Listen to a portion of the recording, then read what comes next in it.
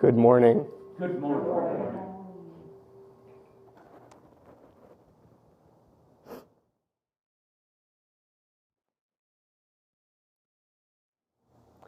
Yesterday morning,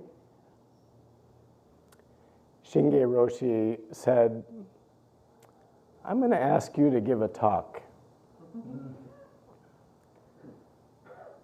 And I said, I would love that. She didn't mention that she wanted me to do it today. So a little while later, I had actually just pulled in the driveway at home, and the phone rang, and it was Shinge Roshi. And she said, I would like you to give a talk tomorrow. Would you like to do it in the morning or in the afternoon? Here I am.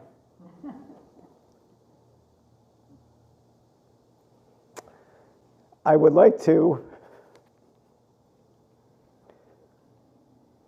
dedicate this to my father,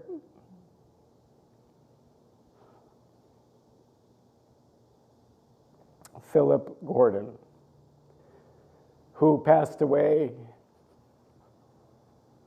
this past Sunday, July 23rd, 2023.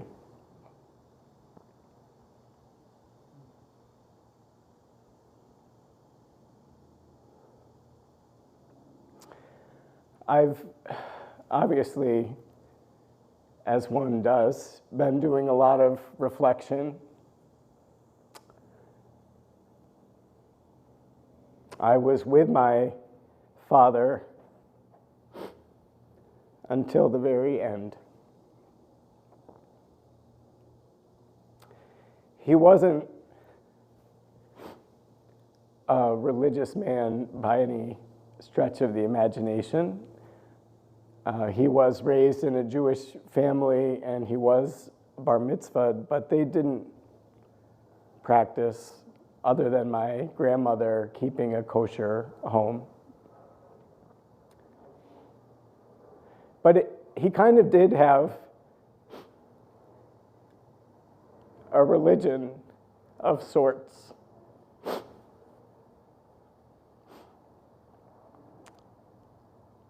He was a basketball coach, and he did that for 38 years.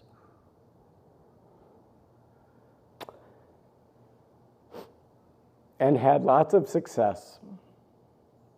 Won state championships, for example. And as I think about him, I think about some of the things that he would say. For example, there is no I in team.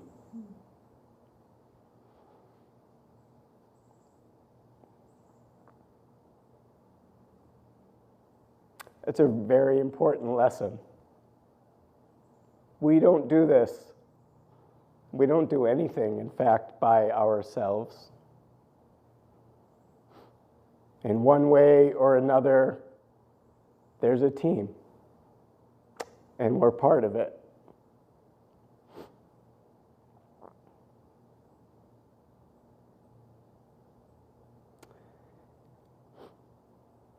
He would also say,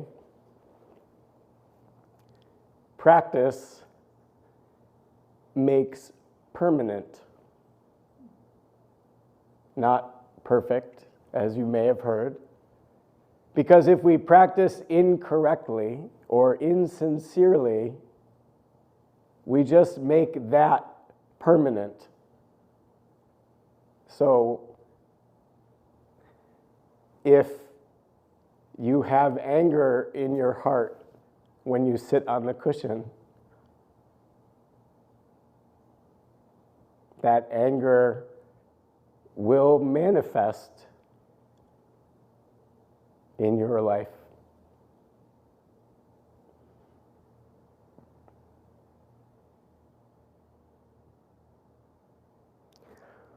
I've been thinking about Bodhisattva's vow.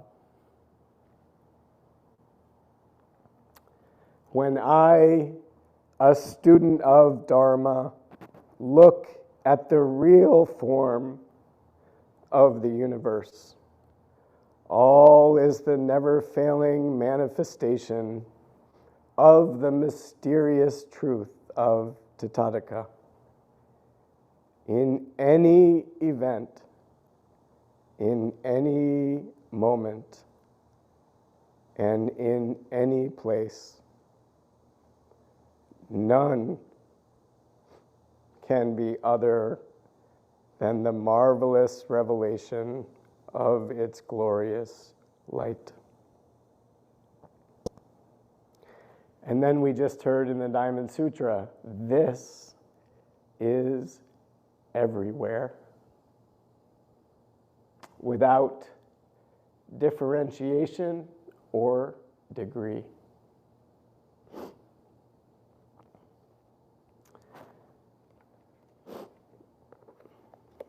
My dad had a favorite poem.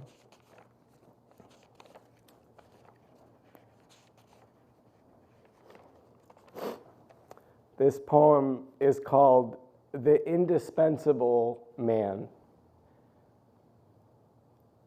Could be the indispensable person, okay?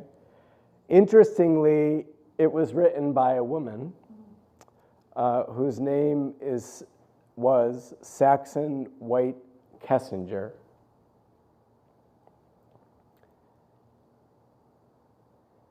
He would always recite this at the closing of summer basketball camp as a reminder to all of the players.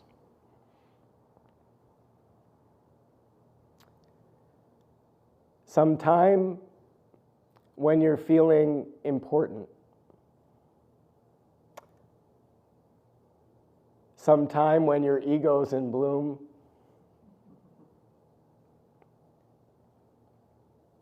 sometime when you take it for granted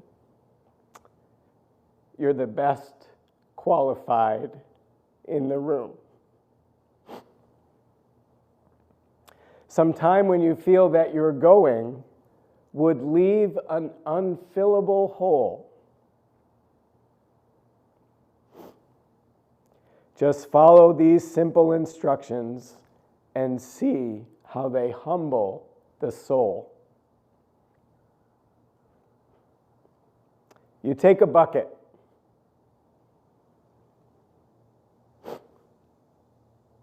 And you fill it with water. And you put your hand in up to the wrist. And then you pull it out. And the hole that's remaining is a measure of how much you'll be missed.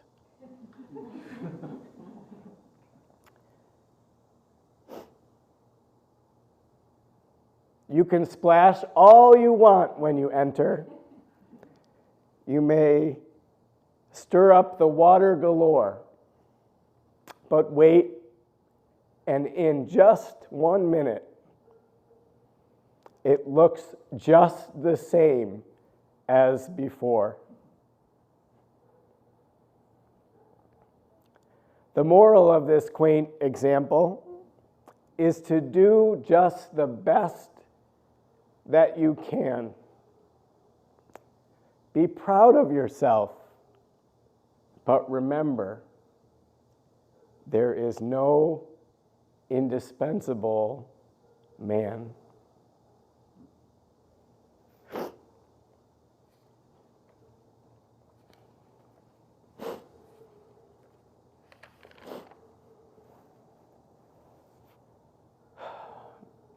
Because of that poem, I learned at a young age never to take myself too seriously.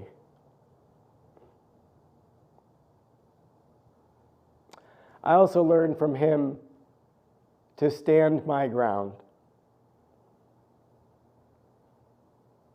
he would say, "Sammy, if you know that you're right, don't back down."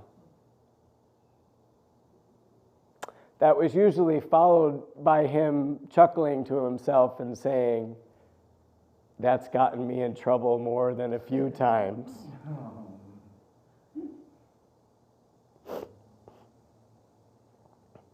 But he would say, "That way, you won't have any regrets."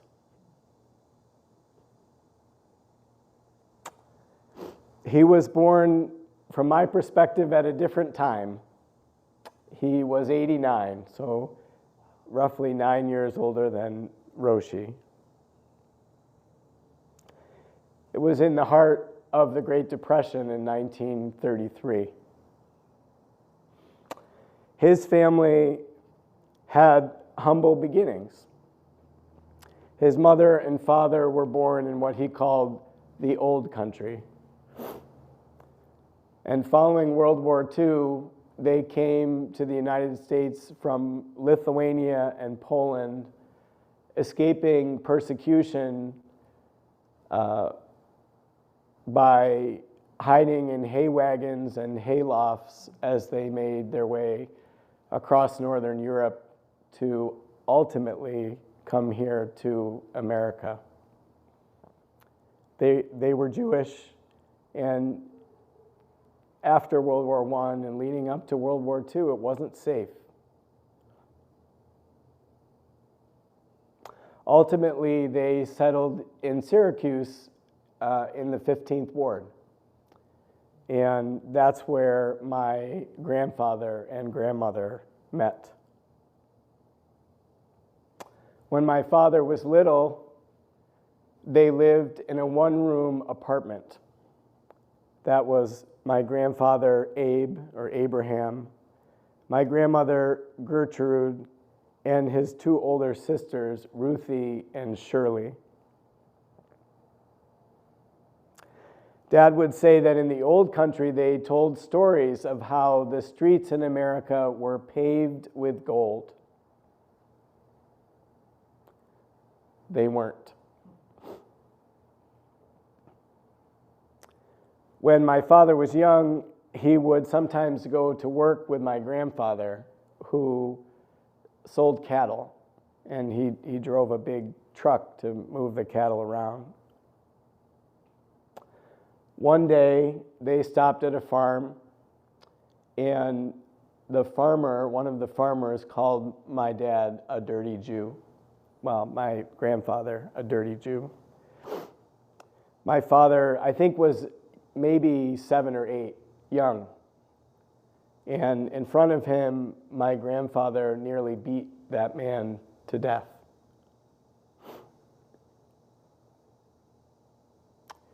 He was a boxer, and in the old 15th Ward, he was known by the name Spider Lewis.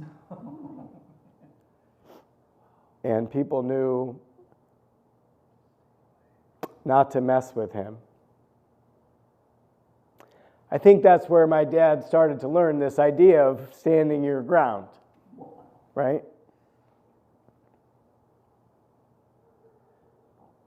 He would say to me, he called me Sammy, but he also called me Sambo. He would say, "Sambo, the most important thing is to be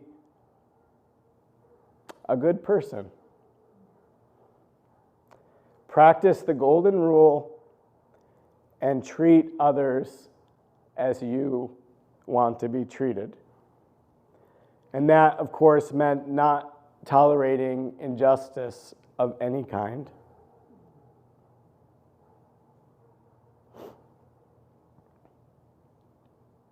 Growing up, most of my friends' parents were baby boomers, which is to say that my father was considerably older than theirs. In fact, often when he would take me places, people would say, "What is your grandson's name?"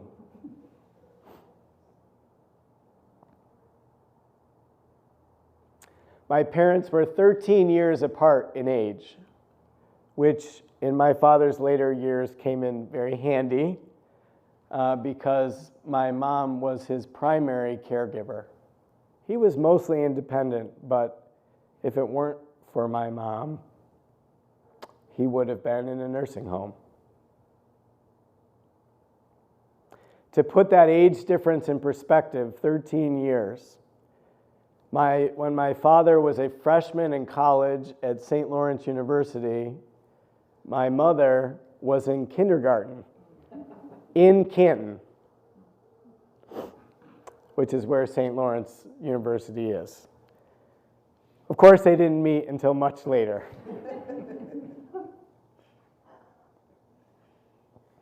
But because of my dad being from a different era, I think my experience of growing up was a bit different. I would say it was tough. A lot of my friends could get away with just about anything, but not me, and not my siblings. And I remember asking so many times, why? And he would say, why is a crooked letter? When I was younger, I was really frustrated by that statement. But later, I came to understand why. The why was because he loved us.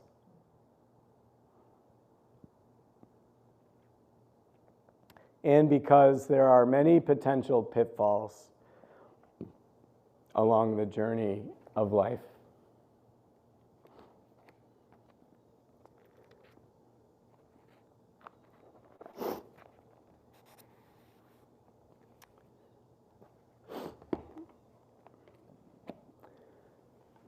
I was raised a Unitarian, and my mother is a fifth-generation Unitarian, which is very, very unusual, which would make me a sixth-generation Unitarian, which is even more unusual.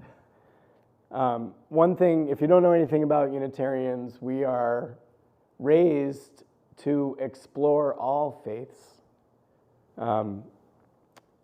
including Christianity. So, for example, I was given a Bible when I was younger and encouraged to read it and make sense of it for myself. So when I think about this, what I just shared with you about the potential pitfalls along life's journey and my father's love, I think about this passage from the book of Matthew. Enter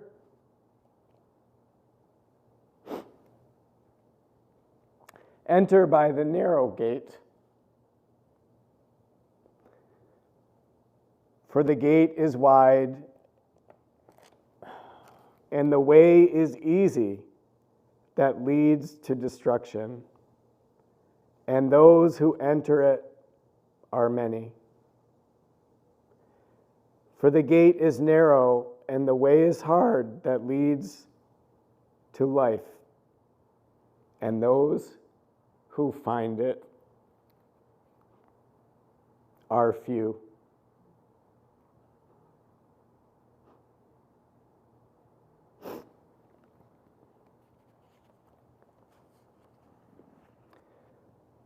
This practice isn't easy.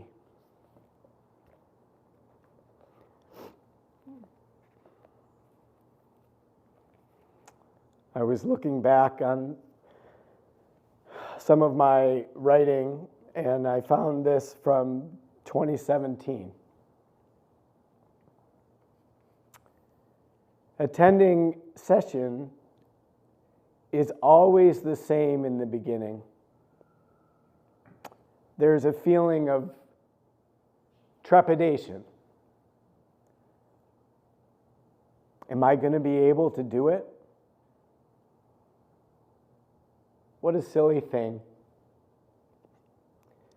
Do we feel this way about the rest of our lives? We just go through the motions. We get up, we eat, we work, we eat some more, we work some more, etc. And when we're forced to face each moment, we resist. What could be more simple? You get up, you chant, you sit, you eat, you work, you chant, you have a meeting, and you eat some more, and you do some more work, and then you listen to a talk, and you do some stretching. It all sounds so simple. And yet, how profound. We learn to open to each moment, to this eternal moment, to bask in the gift of what is. This is what we're doing here. Basking in the gift of this moment.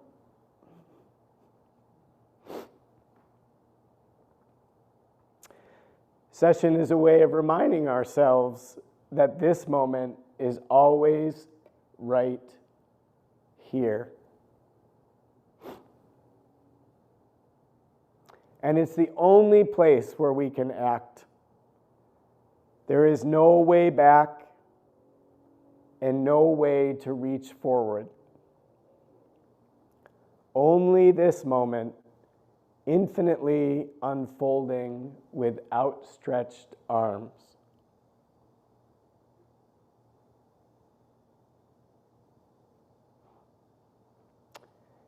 Have you ever noticed how exhausting it is when you're just concerned about how things will work themselves out? When we are open to this moment, this void of exhaustion is exhausted and replaced with gasho, a deep bow of reverence for the gift of this moment.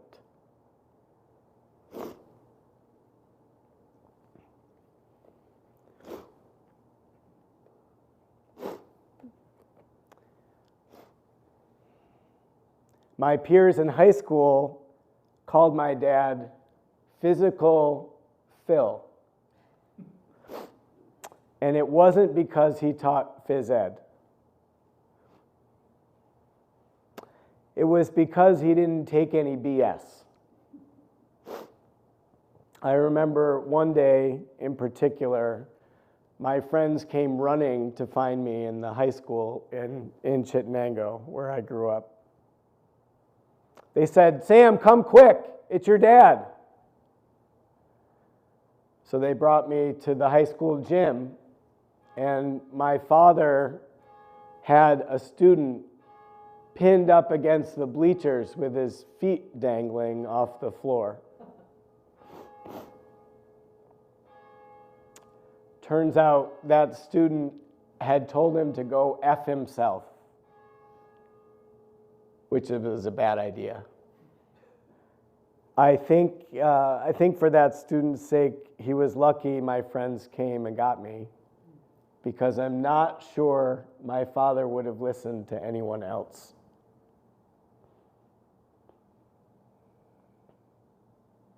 But for all his toughness, he had a tender side. He always saw the best in people and always wanted the best for people.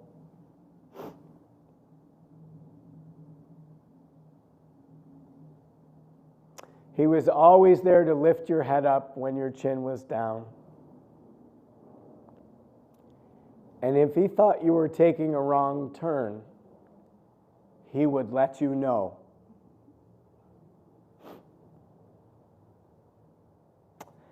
He had an indefatigable spirit. Say that 3 times fast. After undergoing open heart surgery, he had a quadruple bypass. I remember going to visit him in the hospital. There were tubes everywhere, and his body was pretty beat up. But there was a twinkle in his eye. And he joked with us and the hospital staff.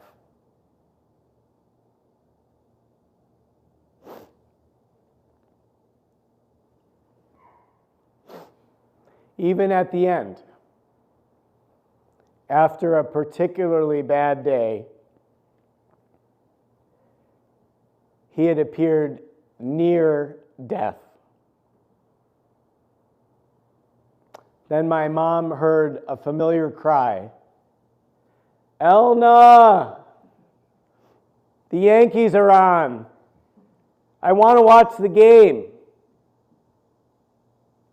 And he did.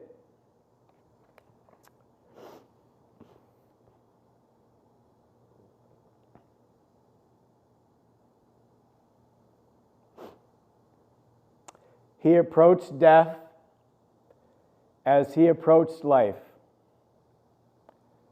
without complaint, without regret, and without fear.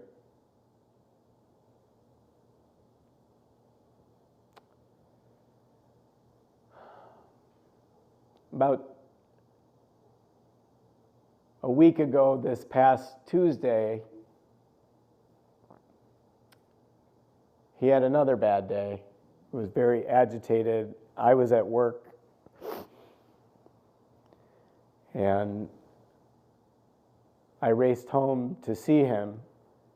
They couldn't get him under control, so they put me on the phone. And I said, "Dad, you need to lie down." And he did.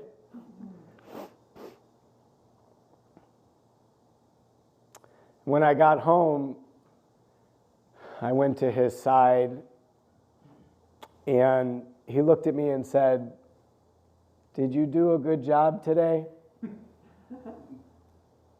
And I said, "Yes, I did, Dad. I did a good job today."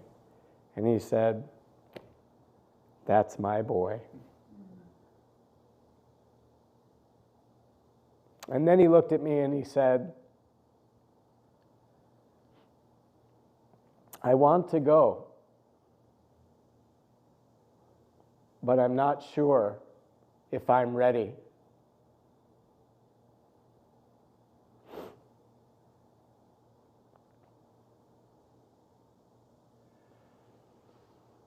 And I said, "Well, Dad,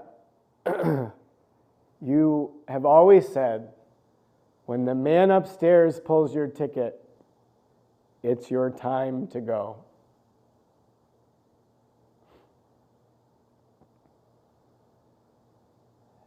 And he looked at me and he said, "Do you believe that?"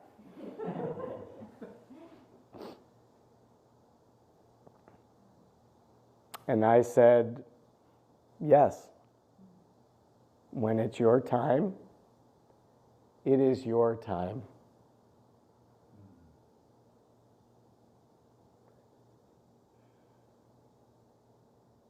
And he nodded.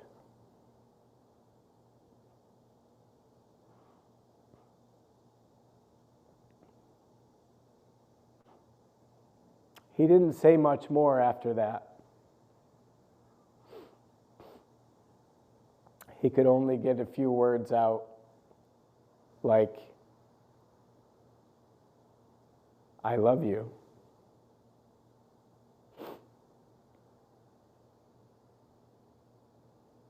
We also think he was coaching his final basketball game because he kept saying, "Let's go!"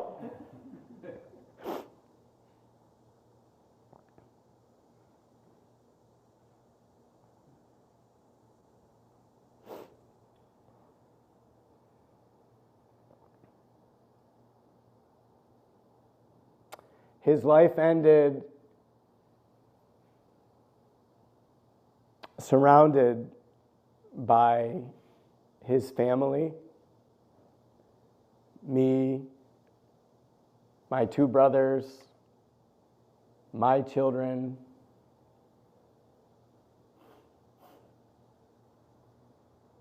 His friends kept coming to visit. He had touched so many lives.